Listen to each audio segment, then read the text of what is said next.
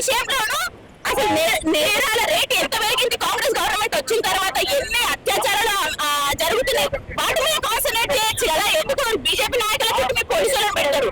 మీ వైఫల్యాలను కప్పిపుచ్చుకోవడానికి మన రోజు ఊహించాలని చూసి నడవదు.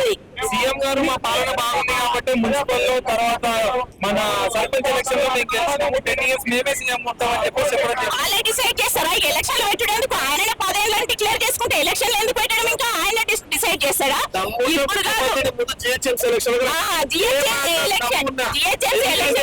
ఇప్పుడు ఎంత గాయం ఉన్నట్టు డ్రైనేజ్ విపరీతంగా పోయి రోడ్లు మరమ్మతులు చేయక దానితో పాటుగా రోడ్ల మరమ్మతులు లేవు. జిహెచ్ఎంసీ అట్లీస్ట్ కొట్టడానికి కూడా ఈ ముఖ్యమంత్రి దగ్గర డబ్బులు 500 కోట్లు ఈ మొత్తం 4 సైబరాబాద్ మల్కాజ్గిరి అక్కడ జిహెచ్ఎంసీకి 3 డివిజన్ల కింద పెట్టి ఈ 3 జోన్లకి 500 కోట్లు ఇస్తాయని చెప్పి దగ్గర 60 రోజులకి ఈరోజు అసెంబ్లీ నడుస్తుంది. ముఖ్యమంత్రి ఒకటే డిమాండ్ చేస్తుంది, మీకు దమ్ము ఉంటే ముందు ఇస్తాను 500 కోట్లు కిందికి ఆ కిందికి పంపించిన తర్వాత జిహెచ్ఎంసీలో జోనల్ కమిషనర్ కి అతను ఒక డిప్యూటీ కమిషనర్ కి కొన్ని అధికారాలు ఇచ్చి ఫస్ట్ దోమలను కొట్టించే ప్రయత్నం చేయాలి ఆయన ఆ ముఖ్యమంత్రి.